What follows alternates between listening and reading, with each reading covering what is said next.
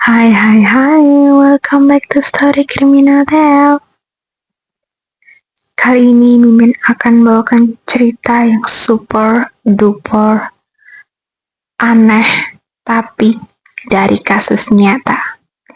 Judulnya The Night Stalker.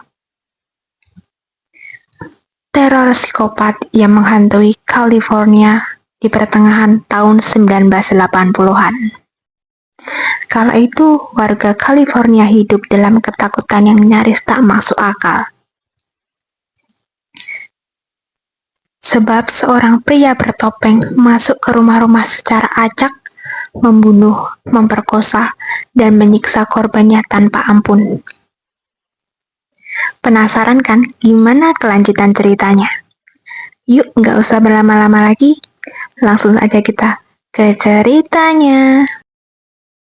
Richard Ramirez lahir pada 29 Februari 1960 di Texas, Amerika.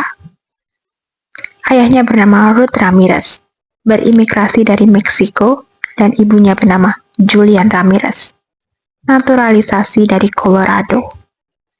Dia anak bungsu dari 4 bersaudara.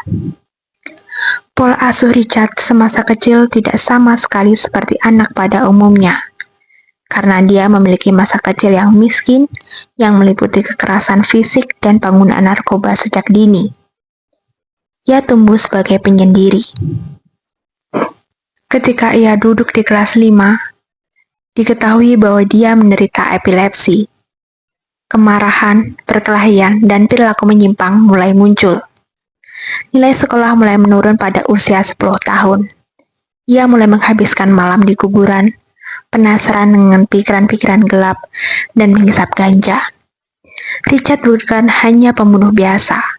Ia adalah potret sempurna dari seorang psikopat yang kehilangan empati sejak usia dini. Ketika ia berusia 12 tahun, pamannya bernama Miguel kembali dari tugasnya dari Vietnam, dan mereka mulai menghabiskan waktu bersama. Pamannya akan menunjukkan foto-foto wanita Vietnam yang telah dia perkosa, disiksa, dan dibunuh oleh pamannya dan ditunjukkan kepada Richard, dan juga mengajarinya cara bersembunyi dan membunuh secara sembunyi-sembunyi. Ketika Richard berusia 13 tahun, ia menyaksikan pamannya menembak dan membunuh istrinya dan terpengaruh oleh pengalaman ini dan membentuk pola pikirnya yang menyimpang dan penuh kekerasan. Richard bahkan mulai membobol rumah-rumah orang, melakukan pencurian kecil-kecilan, membolos sekolah, dan menjadi pecandu ganja. Selama perampokan, ia senang berjalan-jalan di sekitar rumah-rumah dan memeriksa barang-barang pribadi penghuni. Selama perjalanan ke Los Angeles untuk menemui saudaranya Ruben, seorang penjahat kelas 3 mengajari Richard lebih banyak tentang perampokan dan berbagai cara membobol rumah. Pada usia 16 tahun, ia sudah menjadi seorang pencuri yang handal. Lambat laun, aksinya berkembang ke arah yang lebih gelap. Pemerkosaan dan pembunuhan sadis, terutama terhadap perempuan dan lansia.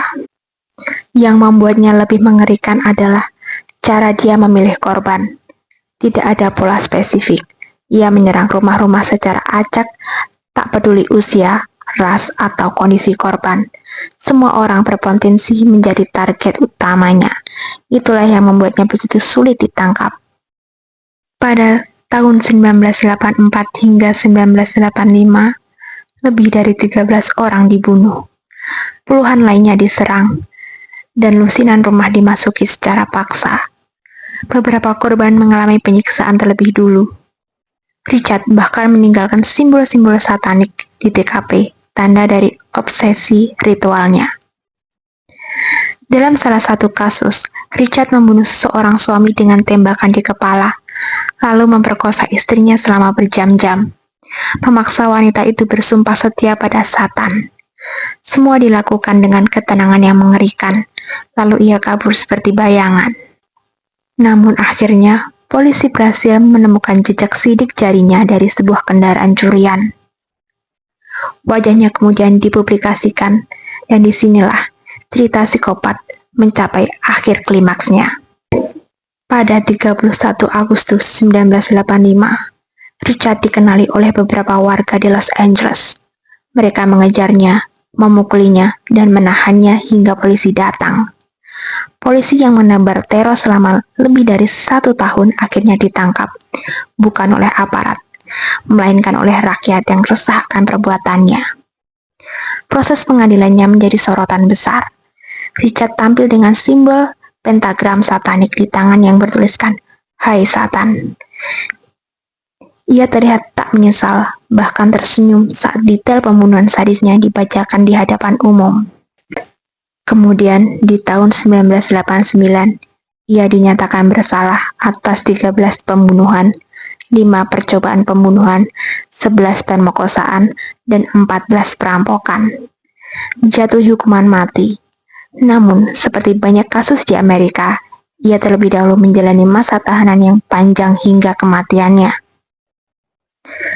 Yang tragis dan ganjil adalah banyak wanita yang tergila-gila padanya saat di penjara. Beberapa bahkan mengirim surat cinta, mengaku jatuh cinta, dan ada yang menikahinya. Fenomena ini dikenal dengan hybristofilia, daya tarik seksual terhadap pelaku kekerasan.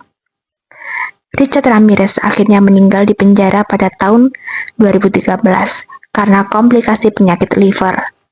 Tapi trauma yang ia tinggalkan di benak para korban, keluarga, dan publik tak pernah benar-benar hilang. Ia tetap menjadi simbol psikopat modern. Kisah Richard Ramirez membuka mata dunia tentang betapa berbahayanya gangguan psikopat jika tidak ditangani sejak dini. Juga tentang bagaimana kombinasi antara trauma, penyimpangan, dan pengaruh buruk bisa melahirkan monster dalam wujud manusia. The Next Stalker bukan hanya legenda kelam dari masa lalu.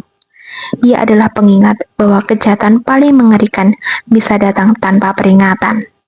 Dari wajah biasa, dari tetangga, atau dari seseorang yang berjalan di malam hari, seperti bayangan.